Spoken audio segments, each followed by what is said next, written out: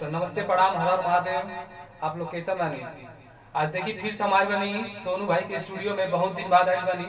जन स्टूडियो लगा में अब बहुत बढ़िया अच्छा लगा आके, बहुत बढ़िया लोकेशन बा में। अब देखिए कितना बढ़िया सजाए हैं अपने स्टूडियो को, अभी दिखाएंगे।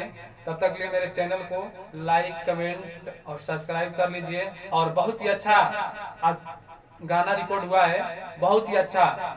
देवरिया, गोरखपुर, कुशीनगर सबका नाम है उसमें, बहुत ही अच्छा गाना है। आइए सुनाते भैया हम सबसे पहले जितना भी भोजपुरी सुनैया बा उनके पैर छू के प्रणाम करतनी।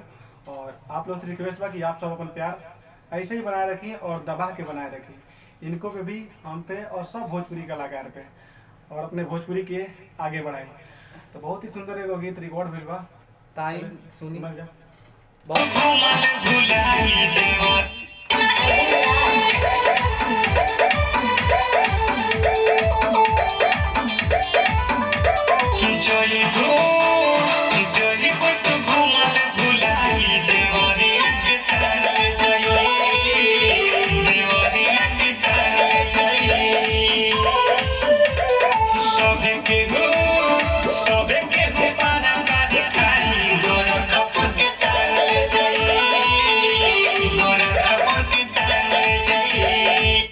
बहुत ही जल्दी गाना आए वाला बा और बहुत होशियारी के ना कि स्टूडियो में आके सबसे पहले लाइव ये छोड़ता ना, और इन्हीं के चैनल से सबसे पहले ये सॉन्ग छूटा था।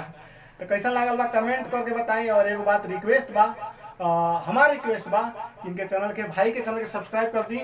हमसे जुड़ल कोनो भी नोटिफिकेशन होई, कोनो चाहे सॉन्ग के बारे में, चाहे कहीं भी शूटिंग, हर प्रकार के वीडियो बनाना, लाइव वीडियो चाहे केहू के, तो नोटिफिकेशन जाई। और इनकर भी शूटिंग वीडियो चाहे हर प्रकार के सॉन्ग, इनकर ऑडियो वीडियो सब मिलत रही हमारे इनके साथ में।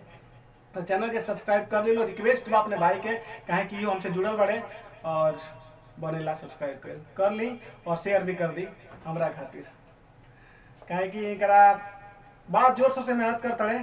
और हम भी दुआ करते नहीं कि इनका चैनल आगे बढ़ो, और आप लोग चाहें तो जरूर बढ़े।